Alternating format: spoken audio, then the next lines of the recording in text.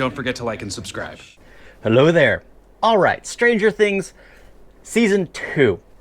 Yeah, I'm so glad that I've finally gotten to this later in life, because now that I can go back and watch them all in one sitting, especially comparing it to what I'm watching previously, it's just so amazingly well done. So, one thing, if you guys have seen my Last of Us reviews, I did episode for episode, I didn't care for it because they did Villain of the Week kind of story-relevant plots. That was it. This one, they introduced something at the beginning.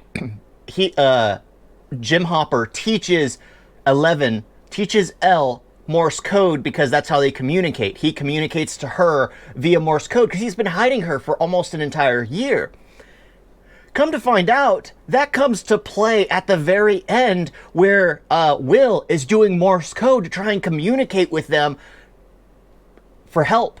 And it's just, there's so many little things that are just so much, that it's so rich. The only thing I gotta say I had an issue with was a filler episode. And before you going, there's no filler. There is a filler episode because the whole thing where she goes looking for her sister had no real correlation to the entire story.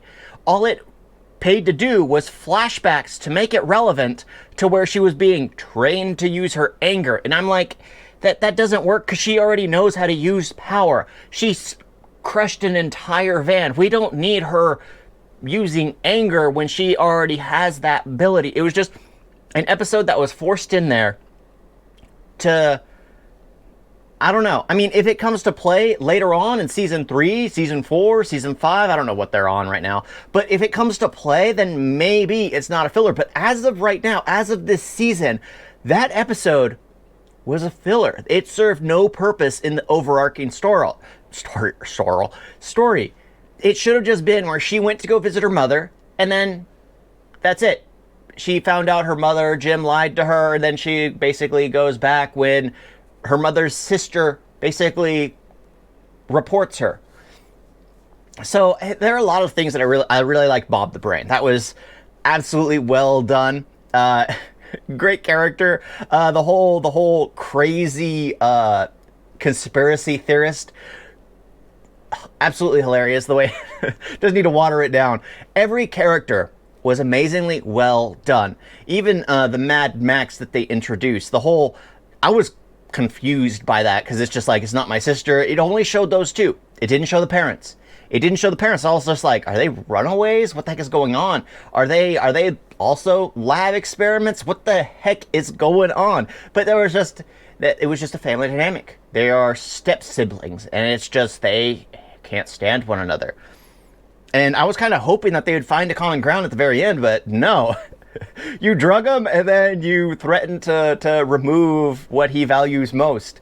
But honestly, I was getting the fact that he has a repressed, what is it called? Repressed emotion? Not repressed emotions. But he gave me the vibe where he's like interested in other men. And I'm like, at that point in time, it would make sense where he would be ousted and so I was kind of hoping that the whole wrestling fight with Steve would come to that. So it's just like, oh, there we go. He's feeling better now. He's getting it out. But no, he's just a hateful human being. And it made more sense to me when I assumed he had repressed tendencies because of the world he lived in, rather than the fact that he's just a terrible human being. Yeah, but it's just one of those things that are just like, okay, fine, you went all out. Yeah, and all the kids kissing at the very end was also kind of all right. Sure, whatever. I guess it is the 80s, right? Late 70s? I don't know the exact date. I forgot. 83? I don't know. Great movies at that point in time. They had Ghostbusters out, so yeah, it's at the 80s. But yeah, it's very well done. The kids, amazing acting. I gotta say, the one thing I didn't care for was the sister. Whoever directed that episode, I guess, was afraid to tell her she was kind of flat on her deliveries. It was a very straight face, okay, I feel more whole. There was no emotion to that. Now that you're here, I feel like it clicks. There was nothing there. There was nothing there, and that whole thing didn't add anything to the story. The fact that she had different powers than Elle, and Elle's was basically more advanced, I like that.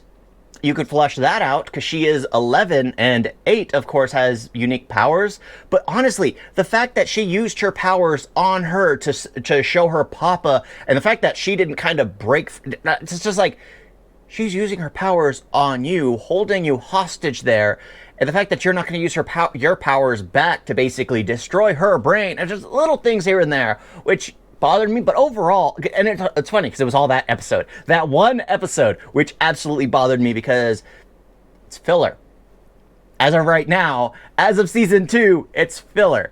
Yeah, everything else well paced. Everything else was vital to the story. The characters, the fact that everyone's like, they're breaking the code, they're breaking the rule of law. The way the kids talk is absolutely they're talking. Okay, I didn't really have friends growing up, but they are talking, and it's just like they'll say one thing, and I will go off like thinking on a tangent about like the Mayflower, freak.